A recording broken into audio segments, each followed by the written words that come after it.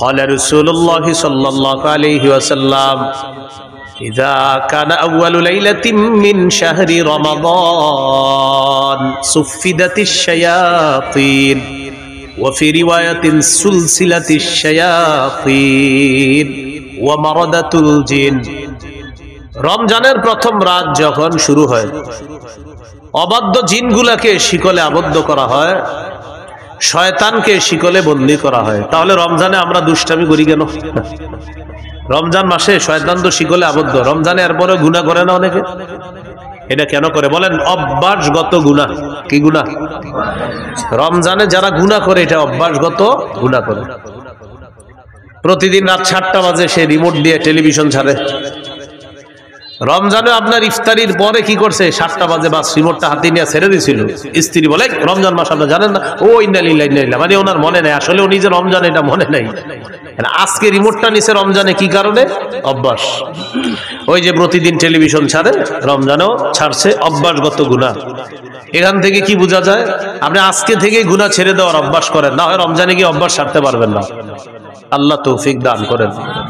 আল্লাহ তাআলা পবিত্র কোরআনে বলেন, ওয়াযারু যাহিরাল ইসমি ওয়া বাতিনা, প্রকাশ্য গুনাহ গোপন গুনাহ ছেড়ে দাও। রমজানের প্রস্তুতির মধ্যে এটা একটা প্রস্তুতি, প্রকাশ্য গুনাহ গোপন গুনাহ ছেড়ে দাও। তাহলে আজকে থেকে প্রকাশ্য পাপ গোপন পাপ সবগুলা ছেড়ে দিব, বলেন ইনশাআল্লাহ। সূরা আনআমের 151 নম্বর আয়াতে আল্লাহ বলেন, ওয়ালা তাকরাবুল ফাওয়াহিশা মা যাহারা মিনহা ওয়া মা বাতান, প্রকাশ্য অশ্লীলতা গোপন অশ্লীলতার কাছেও যেও না। প্রকাশ্য অশ্লীলতা গোপন অশ্লীলতার কাছেও যেও না। আপনি মোবাইলে কিছু গুনাহ করেন, রাতে দরজা বন্ধ করে আড়ালে আবডালে, যা আপনার মা জানে না, আপনার বাবা জানে না, আল্লাহ দেখছে আপনাকে প্রতিটা মুহূর্তে। এই প্রকাশ্য পাপের কাছে যাওয়াটা এখনই ছেড়ে দেন। যেমন জিনা নামক পাপের মধ্যে অনেকে জড়িয়ে পড়ে মোবাইলের মাধ্যমে। কানের জিনা, চোখের জিনা, ভিডিও কলে কথা বলছেন, যার সাথে কথা বলা হারাম, চোখের জিনা হচ্ছে। যার সাথে কথা বলা হারাম তার সাথে কথা বলছেন, মুখের জিনা হচ্ছে। দেখে দেখে কথা বলছেন, চোখের জিনা। কানে শুনছেন তো কানের জিনা। মোবাইলে কোনো SMS লিখছেন খারাপ তাকে, এটা হাতের জিনা হচ্ছে। তার সাথে সাক্ষাৎ করবেন, পা দিয়ে হেঁটে হেঁটে রওনা করলেন, পায়ের জিনা হচ্ছে। অন্তরে কল্পনা করছেন সে দেখতে এমন এমন, অন্তরের জিনা হচ্ছে। সহিহ বুখারী 6612 নম্বর হাদিস। রাসূলুল্লাহ সাল্লাল্লাহু আলাইহি সাল্লাম বলেন, ইন্নাল্লাহা কাতাবা আলা ইবনি আদম হাযযাহু মিনাজ জিনা আদরাকা যালিকা লা মাহালা। আল্লাহ তাআলা আদম সন্তানকে জিনার পরীক্ষা দ্বারা পরীক্ষা করেন। এই পরীক্ষায় সবাই পড়বে। ফাজিনাল আইনি আন নাজরু, চোখের জিনা হলো দেখা। এবার আমার সাথে একটু বলেন, বলেন যাকে সরাসরি দেখা হারাম, চোখের জিনা, তাকে মোবাইলে দেখাও চোখের জিনা হারাম।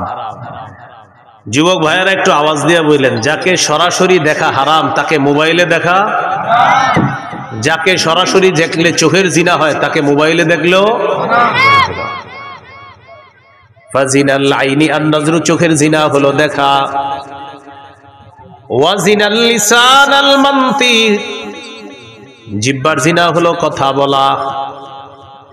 ওয়ান নাফসু তামান্না ওয়া তাশতাহি, অন্তরের জিনা হলো কল্পনা করা। আপনি কল্পনা করছেন মনে মনে, অন্তরের জিনা।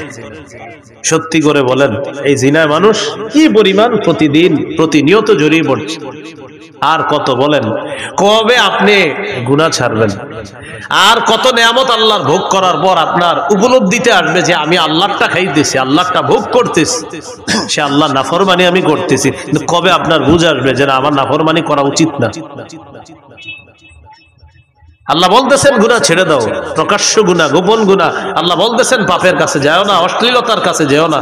সূরা বনী ইসরাঈল 31 নম্বর আয়াতে বললেন, ওয়ালা তাকরাবুজ জিনা, বান্দা জিনার কাছেও যাও না। বলেন নাই জিনা কইরো না, বলছে জিনার কাছেও যাও না। এই আয়াতের ব্যাখ্যায় মুফাসসিরিনে কেরাম বলেন, মা ইউকাররিবু, এটার কাছে যাওয়া যাবে না। বান্দাকে যে জিনিস জিনা পর্যন্ত পৌঁছে দেয়, এটার কাছে বান্দা যাওয়া যাবে না। এই জন্য ভাইয়েরা, স্মার্টফোন ব্যবহার করলে যার বেশিরভাগ অংশ আপনার গুনাহ হয় তা আপনি না করাই উত্তম। যদি স্মার্টফোন ব্যবহার এমন হয় বিষয়টা যে আপনি 90% গুনাহ শুধু এটা দিয়ে করতেছেন আর 10% আপনি ভালো কাজ করেন, সেক্ষেত্রে আপনারাই বলেন কি হুজুর 90 ভাগ গুনাহ করে এটা দিয়ে। যদি এমনটা হয় তো আপনি স্মার্টফোন কিভাবে ব্যবহার করেন বলেন? কারণ আপনি তো 90 ভাগ গুনাহ এটা দিয়ে করতেছেন। কোন আলেম আপনাকে ডাইরেক্ট এটা বলবে না যে তুমি ব্যবহার করবে না, কিন্তু আলেম বলবে তোমার যদি এটা দিয়ে সারাক্ষণ গুনাহ হয় তাহলে তো তুমি এটা ব্যবহার করবে। তো 90 ভাগ গুনাহ যেটা দিয়ে করতেছেন আপনি না, আপনি এটা ব্যবহার করতে পারছেন না। আপনি আপনার অফিসিয়াল কাজগুলা করেন, করে এটা রেখে দেন, কেউ আপনাকে না করবে না, কিন্তু আপনি এটা দিয়া পুরো দুনিয়ার সব গুনাহ আপনি পকেটের মধ্যে নিয়ে ঘুরতেছেন, তখন ওলামায়ে কেরাম আপনাকে বলবে না তুমি এটা ব্যবহার করবে না। সত্যি করে বলেন, স্মার্টফোন দিয়ে কি গুনাহ হয় মানুষের? যদি বেশিরভাগ গুনাহ হয়, আপনার গুনার অংশ হয়, সেক্ষেত্রে মুফতিয়ানে কেরাম আপনাকে বলবে তুমি এটা চালাও না। তো আমি বলছিলাম গুনাহ ছাড়ার অভ্যাস করেন। রমজান মাস অভ্যাসগত গুনাহটা যেন রমজানে আমাদের না হয়। সামনের রমজানটাকে চ্যালেঞ্জ হিসাবে নেন যে ইনশাআল্লাহ এবার আমি গুনাহ মুক্তভাবে রমজানকে স্বাগত জানাবো, আর রমজানেও আমি পরিপূর্ণ সগীরা কবিরা গুনাহ থেকে যথাসাধ্য চেষ্টা করব গুনাহ থেকে বেঁচে থাকার জন্য ইনশাআল্লাহ। আল্লাহ তৌফিক দান করেন। তাহলে শয়তান কোথায় বন্দী থাকে? রমজানে শিকলে। গুনাহ করি কেন? অভ্যাসগত গুনাহ। তাই কি করতে হবে? গুনাহ ছেড়ে দিতে হবে, গুনাহের কাছেও যাওয়া যাবে না। আল্লাহ পাপ থেকে বেঁচে থাকার তৌফিক দান করেন। রমজান মাসের একটা রাত আছে, এই রাতটা 1000 মাসের চাইতে উত্তম। সূরা কদরের 3 থেকে 5 নম্বর আয়াতে আল্লাহ বলেন লাইলাতুল কদরি খায়রুম মিন আলফি শাহ। লাইলাতুল কদর, কদরের রাতটা, খায়রুম মিন আলফি শাহ, 1000 মাসের চাইতে উত্তম।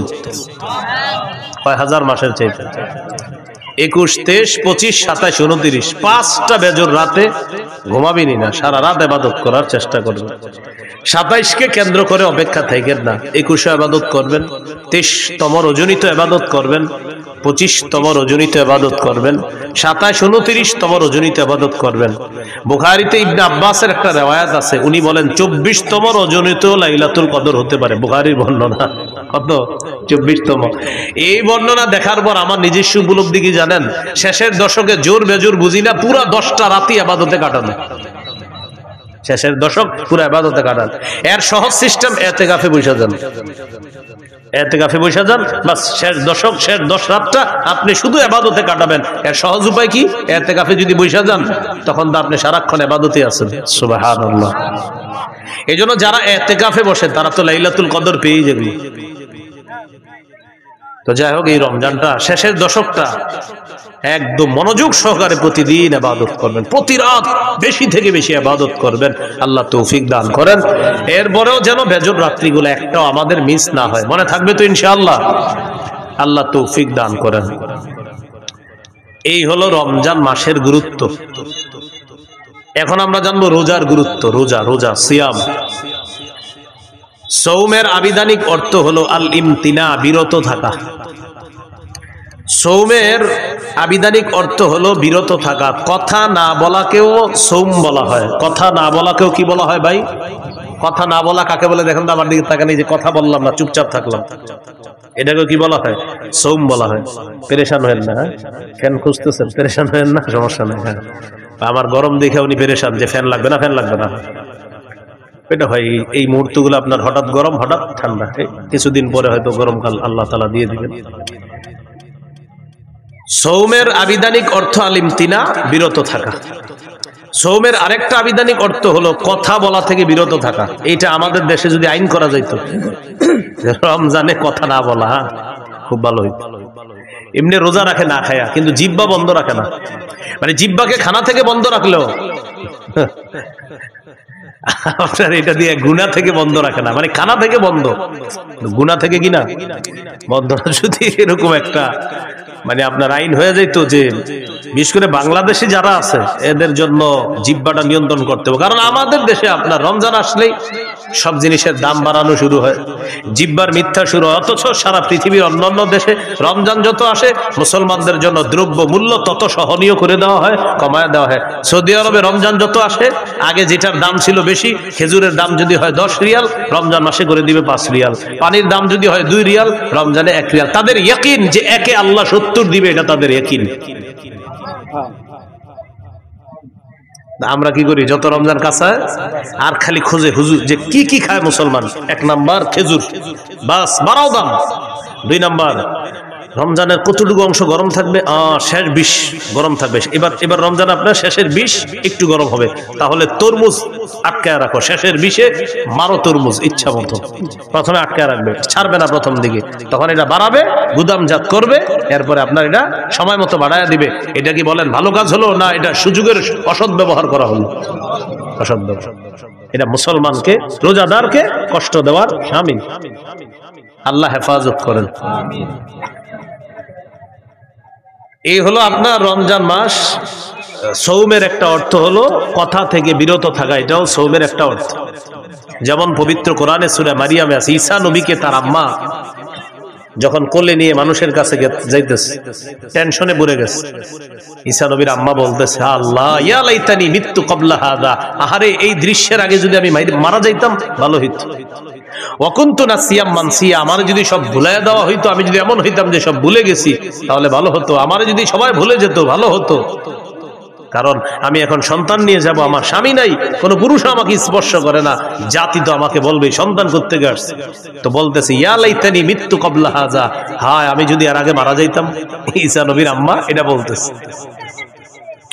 তো আল্লাহ তাআলা ঈসা নবীর আম্মাকে বললেন, فَإِمَّا تَرَيِنَّ مِنَ الْبَشَرِ أَحَدًا فَقُولِي إِنِّي نَذَرْتُ لِلرَّحْمَنِ صَوْمًا فَلَنْ أُكَلِّمَ الْيَوْمَ إِنسِيًّا।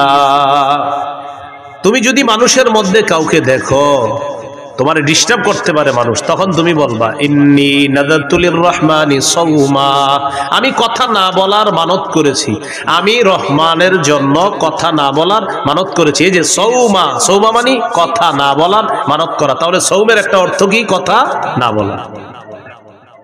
ফালান উকাল্লিমাল ইয়াউমা ইনসিয়া, আজ আমি কিছুতেই কার সাথে কথা বলবো না, কোনো মানুষের সাথে কথা বলবো না। মাহফিল হইতেছে না যারা, কিসের আওয়াজ?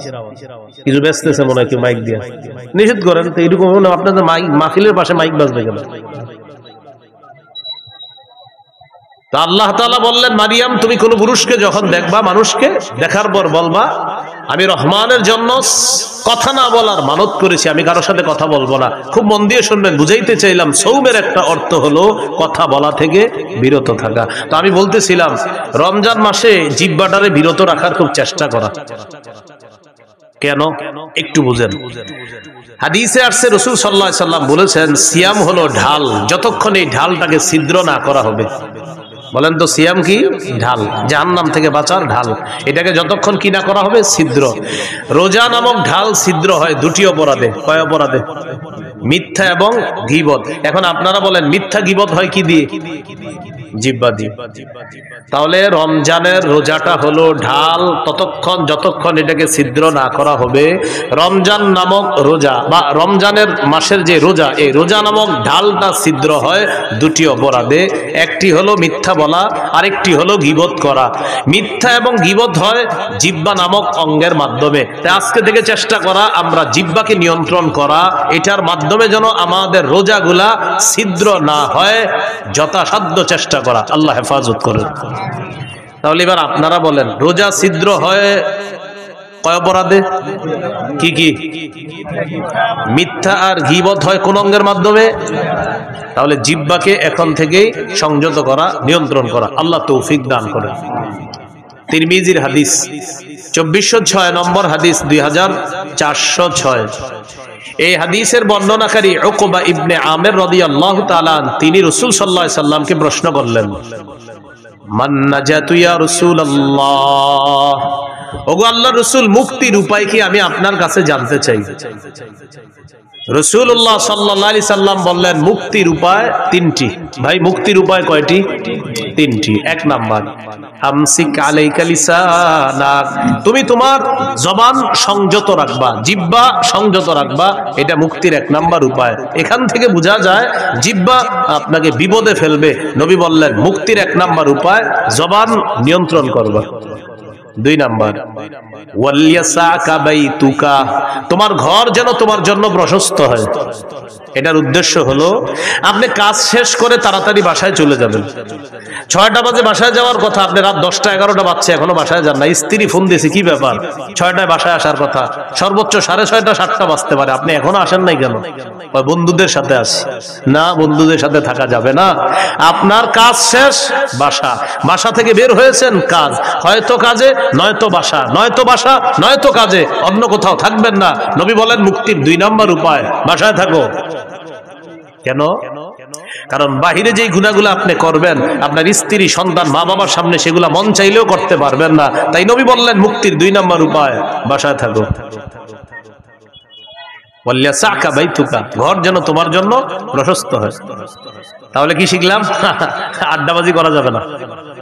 3 নাম্বার, ওয়াবকি আলা খাতিআতিক, তুমি তোমার গুনাহের জন্য কান্নাকাটি করো। তুমি তোমার গুনাহের জন্য কান্নাকাটি করো। তাহলে এখানে মুক্তির 3টা উপায়। 1 নাম্বার, জিহ্বা সংযত রাখা, জবান সংযত করা। বলেন তো, রোজা নামক ঢাল ছিদ্র হয় কয় অপরাধে? কি কি? মিথ্যা গীবত হয় কি দিয়ে? নবী মুক্তির উপায় বলছে কয়টা? এর মধ্যে 1 নাম্বার কি নিয়ন্ত্রণ করা? জিহ্বা। তিরমিজির হাদিস 2407 নম্বর হাদিস, 2407, এই হাদিসের মধ্যে আসছে, ক্বালা রাসূলুল্লাহ সাল্লাল্লাহু আলাইহি ওয়াসাল্লাম, ইযা আসবাহা ইবনু আদামা ফাইন্নাল আ'যাআ কুল্লাহা তুকাফফিরুল লিসান ইত্তাকিল্লাহা ফীনা ফাইন্নামা নাহনু বিকা ফাইন ইসতাকামতা ইসতাকামনা ওয়া ইন ওয়াজাজতা ইওয়াজাজনা। আদম সন্তান যখন সকালে ঘুম থেকে ওঠে, আমি আপনি আমরা যখন আগামীকাল সকালে ঘুম থেকে উঠব, আমার আপনার সমস্ত অঙ্গ প্রত্যঙ্গগুলা জিহ্বাকে ডাক দেয়। কাকে? জিহ্বাকে ডেকে বলে, ইত্তাকিল্লাহা ফীনা, ও জিহ্বা আমাদের ব্যাপারে আল্লাহকে ভয় করো। পা জিহ্বাকে ডাক দেয়, হাত জিহ্বাকে ডাক দেয়, নাক জিহ্বাকে ডাক দেয়, চোখ জিহ্বাকে ডাক দেয়, কান জিহ্বাকে ডেকে বলে, ও জিহ্বা আমাদের ব্যাপারে আল্লাহকে ভয় করো। কারণ আমরা তোমার মাধ্যমে নিয়ন্ত্রিত। জিহ্বাকে বলে সবাই, জিহ্বা তুমি যদি সোজা থাকো আমরাও সোজা থাকবো, ঠিক থাকবো।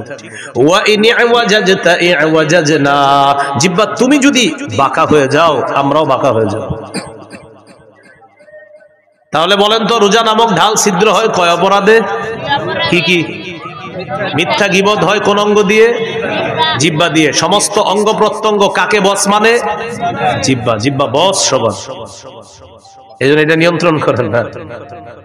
তিরমিজির হাদিস 2408 নম্বর হাদিস, ক্বালা রাসূলুল্লাহ সাল্লাল্লাহু আলাইহি ওয়াসাল্লাম, মান ইয়াতাকাফফালু লি মা বাইনা লাহইয়াইহি ওয়া মা বাইনা রিজলাইহি আতাকাফফালু লাহু বিল জান্নাহ।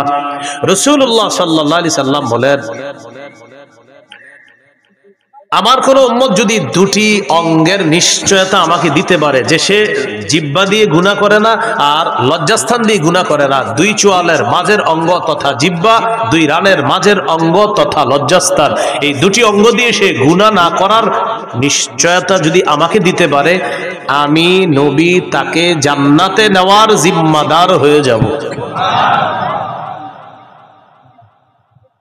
তিরমিজির হাদিস 2409 ক্বালা রাসূলুল্লাহ সাল্লাল্লাহু আলাইহি ওয়াসাল্লাম, মান ওয়াকাল্লাহু শাররা মা বাইনা লাহইহি ওয়া মা বাইনা রিজলাইহি দাখালাল জান্নাহ। রাসূলুল্লাহ সাল্লাল্লাহু আলাইহি ওয়াসাল্লাম বলেন, আল্লাহ তাআলা যদি কোনো ব্যক্তিকে জিহ্বা এবং লজ্জাস্থানের গুনাহ থেকে হেফাজত করে, অনিষ্টতা থেকে হেফাজত করে, আল্লাহ তাআলা যদি আমাকে আপনাকে জিহ্বা এবং লজ্জাস্থানের অনিষ্টতা থেকে হেফাজত করে, বাঁচায়, নবী বলেন সে মরবে, দাখালাল জান্নাহ, জান্নাতে প্রবেশ করবে। আল্লাহর কাছে বলো, আল্লাহ জিহ্বার অপরাধ থেকে বাঁচান, লজ্জাস্থানের অপরাধ থেকে আমাকে বাঁচান। বলেন আমিন। তিরমিজির হাদিস 2410 নম্বর হাদিস। এই হাদিসের বর্ণনাকারী সুফিয়ান রাদিয়াল্লাহু তাআলা তিনি রাসূলুল্লাহ সাল্লাল্লাহু আলাইহি ওয়াসাল্লামকে বললেন, হাদিসনি বিআমরিন আ'তাসিমু বিহি ইয়া রাসূলুল্লাহ, হুজুর আমাকে এমন কিছু বলেন যেটা আমি মজবুত ভাবে আঁকড়ে ধরবো, এমন কিছু আমাকে বলেন। فقال رسول الله صلى الله عليه وسلم قل ربي الله ثم استقيم, তুমি বলো আমার রব আল্লাহ, এটার উপর অটল থাকবা। বলেন রব্বি আল্লাহ, বলেন আবার রব্বি আল্লাহ, আল্লাহ আমার রব বা আমার রব আল্লাহ। নবীজি বললেন তুমি এই কথাটা বেশি বেশি বলবা আর এটার উপর অটল থাকবা যে আমার রব আল্লাহ, আমার রব আল্লাহ, রব্বি আল্লাহ, আমার রব আল্লাহ।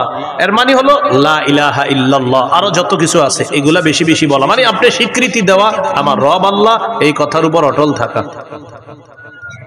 এবার সাহাবী গুরুত্বপূর্ণ একটা প্রশ্ন করলেন রাসূল সাল্লাল্লাহু আলাইহি সাল্লামকে, মা আখওয়াফু মা তাখাফু আলাইয়া ইয়া রাসূলুল্লাহ, হুজুর আমার জন্য সবচেয়ে বিপজ্জনক আপনি কি মনে করেন? নবীজিকে প্রশ্ন করলেন, ইয়া রাসূলুল্লাহ আমার জন্য সবচেয়ে বিপজ্জনক বিষয় কোনটি আপনি মনে করেন, আপনার কাছে জানতে চাই। ফাখাযা বিলিসানি নাফসিহি, নবী নিজের জিহ্বা মুবারক ধরে বললেন হাযা, এটা, হাযা এটা। নবী নিজের জিহ্বা ধরে বললেন এটা, এটা তোমার জন্য সবচেয়ে বিপজ্জনক মনে করি। কেমন যেন আমাকে আপনাকে সকলকে এটা দ্বারা আল্লাহ রাসূল হুঁশিয়ার বানিয়ে দিচ্ছেন। এক সাহাবীকে নবীজি বলতেছেন তোমার জন্য সবচেয়ে বিপজ্জনক মনে করি, নিজের জিহ্বা দেখায় বলতেছে হাযা, এটা এটা এটা। শুধু কি সাহাবীকে বলেছেন না আমাদের সকলকে? সকলকে এটা এটা সবচেয়ে বিপজ্জনক। তাহলে মূল কথায় চলে আসি, রোজা ছিদ্র হয় কয় অপরাধে? কি কি? মিথ্যা গীবত হয় কোন অঙ্গ দিয়ে? জিহ্বা। সবচেয়ে বিপজ্জনক অঙ্গের নাম কি? সমস্ত অঙ্গ প্রত্যঙ্গের বসের নাম কি? জিহ্বা। সবাই সকালবেলা কারে ডাকতে থাকে? জিহ্বা। তাহলে এটা বেশিরভাগ মানুষকে জাহান্নামে নিবে, আল্লাহ হেফাজত করেন। তিরমিজির হাদিস 2616 নম্বর হাদিস, 2616 হাদিসের বর্ণনাকারী মুআদ ইবনে জাবাল রাদিয়াল্লাহু তাআলা তিনি বলেন, কুনতু মা রাসূলিল্লাহি সাল্লাল্লাহু আলাইহি ওয়াসাল্লাম ফি সাফারিন, আমি রাসূলুল্লাহ সাল্লাল্লাহু আলাইহি সাল্লামের সাথে এক সফরে ছিলাম। فأصبحت يوما قريبا منه ونحن نسير فأصبحت قريبا منه ونحن نسير, নবীর সাথে এক সফরে ছিলাম। সফরে চলতে চলতে একদিন সকালবেলা নবীর কাছাকাছি পৌঁছে গেলাম। বুঝছেন তো সফরটা, মানে ওই যুগের সফর কেমন হতো, কেউ হেঁটে কেউ ঘোড়ায়, তো এইভাবে লম্বা বাহিনী। তো সাহাবী বলেন ওই সফরের মধ্যে আমিও ছিলাম। আমি একদিন নবীর কাছাকাছি চলে গেলাম সকালবেলা নবীর কাছাকাছি যাওয়ার পর আমি নবীজিকে গুরুত্বপূর্ণ একটা বিষয়ে জানতে চাইলাম। তাহলে এই বিষয়গুলো আমাদের গুরুত্ব সহকারে জানতে হবে। হ্যাঁ, সবাই খুব মন দেন। সাহাবী বললেন, আখবিরনি বিআমালিন ইউদখিলুনিল জান্নাহ ওয়া ইউবাঈদুনি মিনান নার, হুজুর আমার এমন কিছু আমল বলেন যে আমলটা আমাকে জান্নাতে প্রবেশ করাবে, জাহান্নাম থেকে আমাকে দূরে রাখবে, এমন কিছু আমাকে বলেন।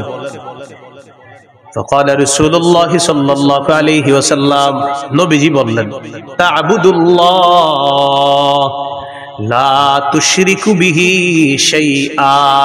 রাসূলুল্লাহ সাল্লাল্লাহু আলাইহি সাল্লাম বললেন, তুমি আল্লাহর ইবাদত করবা, আল্লাহর সাথে শিরিক করবা না। ওয়া তুকিমুস সালাহ, তুমি নামাজ কায়েম করবা। ওয়া তুতিজ যাকাত, তুমি যাকাত আদায় করবা। ওয়া তাহুজ্জুল বাইতা, তুমি হজ করবা। ওয়া তাসুমু রমাদান, তুমি রমজানে রোজা রাখবা। এখন বলেন তো ইসলামের মৌলিক বিধানগুলো চলে আসছে না কথার মধ্যে? রাসূলুল্লাহ সাল্লাল্লাহু আলাইহি সাল্লাম বললেন, আলা আদুল্লুকা আলা আবওয়াবিল খাইর, আচ্ছা আমি কি তোমাকে কল্যাণের দরজাসমূহের কথা বলবো না? এবার নবীজি বললেন, কল্যাণের অনেকগুলা দরজার মধ্যে উল্লেখযোগ্য দরজা হলো 3টি। কল্যাণের উল্লেখযোগ্য দরজা কয়টি? 1 নাম্বার সাওমু জুন্নাহ, 1 নাম্বার কল্যাণের দরজা হলো সিয়াম, রোজা রাখা। দুই নাম্বার সাদাকাতু তুতফিউল খাতিআতা কামা ইউতফিউল মাউন নার। দুই নাম্বার কল্যাণের দরজা হলো সদকা করা। সদকা এমন একটি ইবাদত, পানি যেমন আগুনকে নিভিয়ে দেয়, সদকা মানুষের গুনাহগুলোকে ধুয়ে মুছে সাফ করে দেয়। তুতফিউ নিভিয়ে দেয়, সদকা গুনাহকে মিটিয়ে দেয়, নিভিয়ে দেয়। পানি যেমন আগুনকে নিভিয়ে দেয়, তো সদকা গুনাহকে এমন ভাবে মিটিয়ে দেয়, বিলীন করে দেয়, পানি যেমন আগুনকে বিলীন করে দেয়, মিটিয়ে দেয়। তো সদকা দুই নাম্বার দরজা। তিন নাম্বার ওয়া সালাতুর রাজুলি মি জাওফিল লাইল, রাতে তাহাজ্জুদ পড়া। কি পড়া? রাতে তাহাজ্জুদের নামাজ পড়া রাতের বেলা। এখন আপনার রিজিক দরকার, কল্যাণ দরকার, তো এই তিন ইবাদত বাড়ায় দিতে হবে আপনার। রোজা রাখা, সদকা করা, তাহাজ্জুদ পড়া। বলতে পারেন হুজুর আমার তো টাকাই নেই, সদকা করবো। 1 টাকা দিবেন, 1 টাকা থাকলে 1 টাকায় সদকা করবেন। তাহলে রোজা রাখা, সদকা করা, তাহাজ্জুদ পড়া, এটা হলো আপনার কল্যাণের দরজা। নবীজি এটা বলার পর বললেন, আলা উখবিরুকা বিরাসিল আমরি কুল্লিহি ওয়া আমুদিহি ওয়া দিরওয়াতি সানামি। আচ্ছা, আমি কি তোমাকে কোন জিনিসের মূল কোনটা এটা বলবো না, খুঁটি কোনটা এটা বলবো না, আর সর্বোচ্চ চূড়া কোনটা এটা বলবো না?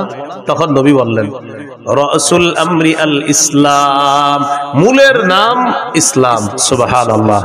ভাই মূলের নাম কি? ওয়া আমুদুহু as-সালাহ, খুঁটির নাম নামাজ। ওয়া দিরওয়াতু সানামিহি আল জিহাদ, সর্বোচ্চ চূড়ার নাম হলো জিহাদ, সর্বোচ্চ শিখরের নাম হলো জিহাদ। তাহলে মূলের নাম ইসলাম, খুঁটির নাম নামাজ, সর্বোচ্চ শাখা চূড়া এটার নাম হলো জিহাদ। তাহলে মূলের নাম, খুঁটির নাম, সর্বোচ্চ চূড়া জিহাদ। এখন একটু মন দিয়ে বুঝেন তো, নামাজের কথা আসছে, রোজা, হজ, যাকাত, জিহাদ, সদকা, এরপরে আপনার কল্যাণের দরজা, ইসলাম, সব কিছু চলে আসছে ওয়াজের মধ্যে। এর মানে আমাদের নবী মৌলিক যে ওয়াজটা করেছেন ওই সাহাবীকে, এই মৌলিক কথাগুলা গবেষণা করলে আপনি সারা জীবন কাটাই দিতে পারবেন। ওই সাহাবীকে এই ওয়াজগুলা করলেন, করার পর নবীজি সর্বশেষ যেটা বললেন আপনার আশ্চর্য হবেন এটা শুনলে। নবীজি এগুলা বলার পর সাহাবীকে বললেন, আলা আদুল্লুকা আলা মালাকি যালিকা কুল্লিহি, আমি যে তোমাকে এতগুলা কথা বললাম, ইবাদত করতে বললাম, নামাজ পড়তে বললাম, যাকাত দিতে বললাম, হজ করতে বললাম, রোজা রাখতে বললাম, কল্যাণের দরজা সমূহের পরিচয় তোমাকে দিয়ে দিলাম, সদকার কথা বললাম, তাহাজ্জুদের কথা বললাম, জিহাদের কথা বললাম, খুঁটির কথা বললাম, সর্বোচ্চ চূড়া জিহাদ এটার কথাও বললাম, ইসলামের কথাও বললাম। নবীজি বলেন এই সবগুলা বিষয় তোমাকে বললাম, এর সার নির্যাসটা কি আমি তোমাকে বলবো না? এগুলার সার নির্যাসটা কি তোমাকে বলবো না? সার নির্যাসটা এখনো বাকি আছে, সেটা কি তোমাকে বলবো না? এখন আপনারা বলেন সার নির্যাসটাই তো আমাদের দরকার। সাহাবী অবাক, এতক্ষণ সুন্দর ওয়াজ করলেন নবীজি, এখনো নাকি সার নির্যাস বাকি। তো নবী সার নির্যাস বলার সময় বললেন, আখাযা বিল ইনসানিহি, জিহ্বা ধরলেন, ধরার পর বললেন, মুআজ কুফা আলাইকা হাযা, এটা নিয়ন্ত্রণ করো, উপরের সব ওয়াজ ঠিক থাকবে। এটা নিয়ন্ত্রণ করো, সব ঠিক থাকবে। মানুষ জিহ্বার মাধ্যমে তার আমলগুলো নষ্ট করে দেয়, সব বরবাদ করে দেয়। রাতে তাহাজ্জুদ পড়ছি 3টার দিকে, কয়টা? পাশাপাশি 2 জন হাঁটে সকালে, তো আমি ওনারে খালি বলি, আপনার বিড়ালটা 3টা বাজে এত ডিস্টার্ব করে ওনারে। উনি আমার একদিন বলে, আচ্ছা 3টায় ডেলি আপনার ডিস্টার্ব করে কেন? আমি বললাম 3টায় তাহাজ্জুদ পড়ি তো, এই জন্য বিড়ালটা ওই সময় আমার ডিস্টার্ব। মানে আমার এতদিন বিড়াল বলার মাকসাদ হলো ওনারা জানানো আমি যে 3টায় তাহাজ্জুদ পড়ি। আসলে ওনার বিড়াল ডিস্টার্ব করে এটা আমার মূল উদ্দেশ্য না। উদ্দেশ্য উনি আমারে বলবে যে আচ্ছা বিড়ালটা 3টায় ডিস্টার্ব করে, যেন আপনার 3টা একেও না, 59ও না, 2টা, কিন্তু 3টায় ডেলি ডিস্টার্ব করে কেন? আসলে ভাইজান আমি 3টায় তাহাজ্জুদ পড়ি তো, এই জন্য ডিস্টার্ব করে। উদ্দেশ্য আমি তাকে জানানো যে আমি যে তাহাজ্জুদ পড়ি, জিহ্বা রাতের আমলগুলা সব বরবাদ করে দিই। ভাই কথা বুঝে আসছেনি? তো নবীজি বললেন সব ঠিক থাকবে, এইটা ঠিক রাখো। এটা সাহাবী প্রশ্ন করলেন, ইন্না লামুআখাযুনা বিমা নাতাকাল্লামু বিহি ইয়া রাসূলুল্লাহ, ইয়া রাসূলুল্লাহ, জিহ্বার অপরাধেও কি আমাদেরকে পাকড়াও করা হবে, ধরা হবে? আপনার কাছে জানতে চাই। নবী বললেন, হাল ইয়াকুবুন নাসা ফিন নারি আলা ওয়ুজুহিহিম আও আলা মানাখিরিহিম ইল্লা হাসাইদু আলসিনাতিহিম, বেশিরভাগ মানুষের মাথাটা নিচের দিকে, পাগুলা উপরের দিকে দিয়ে জাহান্নামে সেকে নিক্ষেপ করা হবে শুধু তার জিহ্বার কর্তৃত ফসলের কারণে, জিহ্বার অপরাধের কারণে তাকে জাহান্নামে নিক্ষেপ করা হবে শুধুমাত্র জিহ্বার অপরাধে। তাহলে বলেন বেশিরভাগ মানুষ জাহান্নামে যাবে কোন অঙ্গের অপরাধে? রোজা ছিদ্র হয় কয় অপরাধে? কি কি? মিথ্যা গীবত হয় কোন অঙ্গ দিয়ে? জিহ্বার কারণে বেশিরভাগ মানুষ কোথায় যাবে? নবী বললেন জাহান্নাম থেকে বাঁচার ঢাল হলো রোজা। রোজা ছিদ্র হয় মিথ্যা আর গীবতের মাধ্যমে, মিথ্যা গীবত হয় জিহ্বা দিয়ে। নবী বলেন জিহ্বার কারণে বেশিরভাগ মানুষ জাহান্নামে। আল্লাহ আমাদেরকে হেফাজত করে। তাহলে জিহ্বার গুনাহ থেকে বাঁচবো তো ইনশাআল্লাহ। এই হলো সৌমের আবিধানিক অর্থ। মনে আছে না? মনে নাই? সৌমের আবিধানিক অর্থ বিরত থাকা, আর আরেকটা হলো বললাম কতনা। তিনটি জিনিস থেকে বিরত থাকার নাম মৌলিকভাবে সিয়াম। খানা পান করা, স্ত্রী সহবাস থেকে বিরত থাকা, এটার নাম হলো সিয়াম। এটা পারিভাষিক অর্থ। রমজানের রোজা যে ফরজ করা হয়েছে 4টি ধাপে ফরজ করা হয়েছে। কয় ধাপে? বাস একটু যদি আপনারা মন দিয়ে শোনেন আশা করি বিষয়গুলো ক্লিয়ার ভাবে বুঝে আসবে। একটু আমার সাথে বলেন। বলেন অভ্যাস, আদেশ, ফরজ, তবে একটু ছাড়। বলেন 4 নাম্বার ফরজ, কোনো ছাড় নাই। আবার 1 নাম্বার, বলেন 1 নম্বর অভ্যাস, 2 আদেশ, 3 ফরজ, তবে ধনীদের জন্য ছাড় ছিল। বলেন ধনীদের জন্য 4 নাম্বার। বলেন 4 নাম্বার ধনী গরিব সবার উপর ফরজ, কোনো ছাড় নাই। এই 4টি ধাপে রমজানের রোজা ফরজ করা হয়েছে। 1 নাম্বার অভ্যাস, তিরমিজির হাদিস, 761 নম্বর হাদিস। আবু যর গিফারি রাদিয়াল্লাহু তাআলা আনহুকে রাসূলুল্লাহ সাল্লাল্লাহু আলাইহি সাল্লাম বলেন, আবু যর ইযা সুমতা মিনাশ শাহরি সালাসাতা আইয়াম, তুমি যদি প্রত্যেক মাসে 3টি রোজা থাকতে চাও, ফাসুম সালাসা আশরাতা ওয়া আরবাআ আশরাতা ওয়া খামসা আশরাতা, তুমি যদি প্রতি মাসে 3টি রোজা রাখতে চাও তাহলে 13, 14, 15 রাখবা। যদি চাও তাহলে রাখবা। অভ্যাস, মন চাইলে রাখতে পারো। তাহলে প্রথমে নবী অভ্যাস করাইলেন সাহাবায়ে কেরামকে যে তুমি যদি 3টা রোজা রাখতেই চাওই মাসে তাহলে 13, 14, 15 আরবি মাসের এই রোজাগুলো রাখবা। আর হাদিসে আসছে মান সামা সালাসাতা আইয়ামিন মিন কুল্লি শাহরিন কানা কামান সামা দাহর, যে ব্যক্তি প্রতি আরবি মাসে 3টা রোজা রাখবে, এর মানে 3, 11, 33টা রোজা। প্রতি আরবি মাসে 3টা রোজা। মা বোনদেরকে এই কথাগুলো বললেন, তারা এই রোজাগুলো রাখতে খুব আগ্রহী। পুরুষরা হয়তো কাজ টাজ করে, অনেকে রাখে না। প্রতি আরবি মাসে 3টা রোজা যদি রাখে কেউ, তাহলে 3, 11 কয়টা হয়? 33টা। এই 3, 11, 33টা রোজা, প্রতি আরবি মাসে 3টা রোজা যদি কেউ রাখে, কানা কামান সামাদ দাহর, সে কেমন যেন সারা বছর রোজা রাখে। যদি এই অফারটা রমজান মাসের পরে শাওয়াল মাসেও আছে। রাসূলুল্লাহ সাল্লাল্লাহু আলাইহি সাল্লাম বলেন, মান সামা রমাদান, যে ব্যক্তি রমজানের পুরা রমজান রোজা রাখলো, সুম্মা আতবাহু সিত্তাম মিন শাওয়াল, এরপরে শাওয়ালের 6টা রোজা রাখবে, কানাকা সিয়ামিদ দাহরি কুল্লি, সে যেন সারা বছর রোজা রাখলো। তাহলে একটা হলো 11 মাস, 3, 11, 33টা, এটা একটা অফার আছে। আর একটা হলো শাওয়ালের 6টা রোজা, ওইটাও একটা অফার আছে।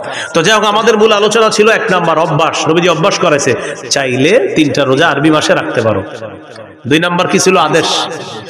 সহিহ বুখারীর 2002 নম্বর হাদিস, আয়েশা সিদ্দিকা রাদিয়াল্লাহু তাআলা আনহার বর্ণনা, তিনি বলেন, কানা ইয়াউমু আশুরা, আশুরার দিনটা এমন ছিল, তাসুমুহু কুরাইশুন ফিল জাহিলিয়াহ, জাহিলি যুগে কুরাইশরা মুহররমের 10 তারিখে রোজা রাখত।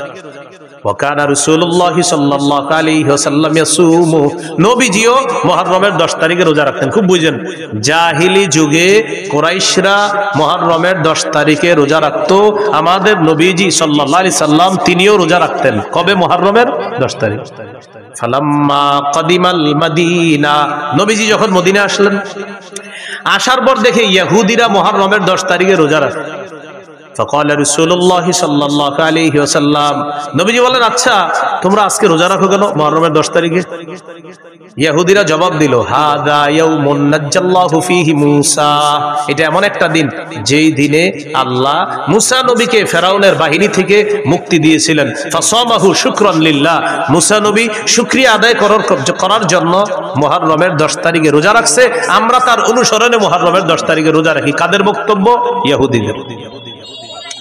আমাদের নবীজি বললেন মুসা নবীর অনুসরণ করা বা তাকে মহাব্বত করার ক্ষেত্রে তোমাদের চেয়ে বেশি দাবিদার হকদার আমরা। সুবহানাল্লাহ।